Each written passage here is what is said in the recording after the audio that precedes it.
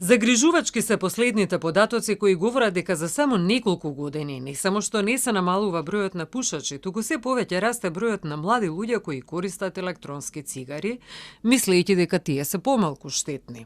Во Институтот за јавно здравје функционира телефонската линија за откажување од пушење, но факт е дека бројот на млади луѓе кои побарале помош е навистина мал.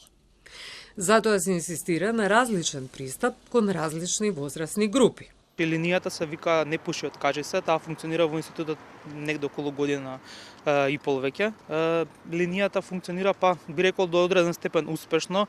Сметам дека би требало да имаме поголема заинтересираност од населението за јавувањето, но од тие што си имаат јавено, речиси околу 10% од јавувачите си имаат откажано, од нешто сакале да се откажат. Тоа може би вака не делува многу, но во согласно со стандардите што се од другите советувалишта, од другите европски и светски земји, тука негде одговара тој процент.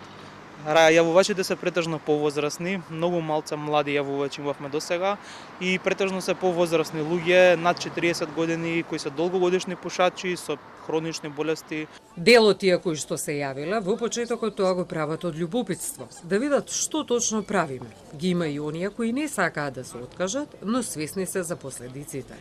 Затоа е важно да ги мотивирате без да стигматизирате веднаш, вели доктор Петровски, кој самиот решил да ги откаже цигарите, применувајќи ги методите на советувалиштето за откажување од пушење во Институтот за јавно здравје.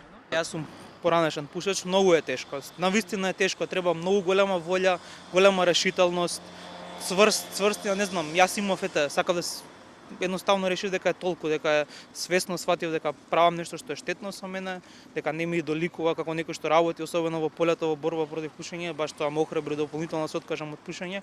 Во целост го поддржува новиот предлог закон за заштита од пушење за тоа што штетата која се нанесе во изминативе години со непочитување на стариот закон доведе сега да говориме за она што некои ќе забележат дека е ригорозен. Според министерот Алиу, со новиот закон се предвидени мерки за подигнување на јавната свест и поддршка за прекин на зависноста. Систем кој ќе им помогне на пушачите да ги остават цигарите без да бидат стигматизирани.